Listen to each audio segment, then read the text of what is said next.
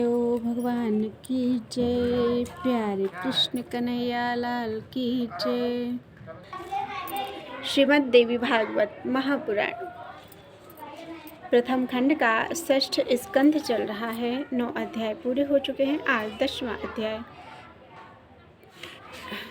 कर्म की गहन गति का वर्णन तथा इस संबंध में भगवान श्री कृष्ण और अर्जुन का उदाहरण।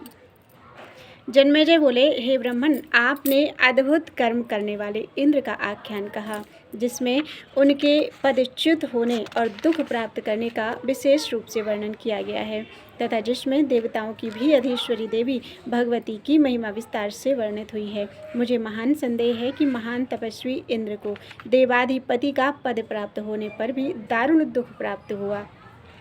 100 यज्ञ करके उन्होंने अति श्रेष्ठ स्थान प्राप्त किया और देवताओं के स्वामी का पद प्राप्त करके भी वे अपने स्थान से कैसे च्युत हो गए। हे दयानिधे, इन सब का कारण सम्यक रूप से बताइए। हे मुनिश्रेष्ठ, आप सब कुछ जानने वाले और पुराणों के प्रवर्तक हैं। महापुरुषों के लिए अपने श्रद्धालु शिष्य से कुछ भी अकथ्य नहीं होता, इसलिए हे महाभाग, मेरे संदेह का निवारण कीजिए। सूत जी बोले, तब राजा के ऐसा पूछने पर सत्यवती पुत्र वेदव्यास जी प्रसन्नतापूर्वक उनके प्रश्नों का क्रम से उत्तर देने लगे। व्यास जी बोले, हे नृपश्रेष्ठ, इसका अत्यंत अद्भुत कारण सुनो। श्रेष्ठ तत्वज्ञानियों ने संचित, वर्तमान और प्रारब्ध के भेद से कर्म की 3 गतियां बतलाई हैं। अनेक जन्मों का संचित प्राक्तन कर्म संचित कर्म कहा गया है। फिर वे कर्म भी सात्विक, राजस और तामस 3 प्रकार के होते हैं। हे राजन, बहुत समय के संचित शुभ या अशुभ कर्म पुण्य या पाप के रूप में अवश्य ही भोगने पड़ते हैं। जीवों के प्रत्येक जन्म के संचित कर्म बिना भोग किए करोड़ों कल्पों में भी नष्ट नहीं होते। हे राजन, बहुत समय के जो कर्म किया जा रहा है उसे वर्तमान कहा जाता है। जीव देह प्राप्त कर शुभ या अशुभ कार्य में प्रवृत्त होता है। संचित कर्मों के कारण देह प्राप्त होने पर काल जीव को पुनः कर्म के लिए प्रेरित करता है। प्रारब्ध कर्म उसे जानना चाहिए जिसका भोग से क्षय हो जाता है। प्राणियों को यहाँ प्रारब्ध कर्म अवश्य भोगना पड़ता है, इसमें संदेह नहीं है। हे राजेंद्र, देवता, मनुष्य, असुर, यक्ष, गंधर्व और किन्नर, इन सभी को पूर्व काल में किए गए शुभ अशुभ कर्मों का फल भोगना पड़ता है। यह निश्चित है कि हे महाराज, सबके देह धारण का कारण उनका कर्म ही होता है। कर्म के समाप्त हो जाने पर प्राणियों का जन्म लेना भी समाप्त हो जाता है, इसमें संदेह नहीं है। हे राजन, ब्रह्मा, विष्णु, रुद्र, इंद्र आदि देवता, दानव, यक्ष और गंधर्व ये सभी कर्म के वशीभूत हैं। अन्यथा जीव के सुख दुख में भोग का जो कारण रूप देह संबंध है वह कैसे होता है। इसलिए किसी काल विपाक के योग से यथा समय अनेक जन्मों में किए हुए संचित कर्मों का प्रभाव प्रकट हो जाता है। उसी प्रारब्ध कर्म के वश में होकर ही मनुष्य पुण्य या पाप करता है। उसी प्रकार देवता आदि भी करते हैं। हे राजन, भगवान विष्णु के अंश से धर्मपुत्र नर और नारायण ही कृष्ण और अर्जुन के रूप में प्रकट हुए। मुनियों के द्वारा इस पौराणिक आख्यान का विवेचन किया गया है। जो अधिक वैभवशाली होता है उसे देवांश जानना चाहिए।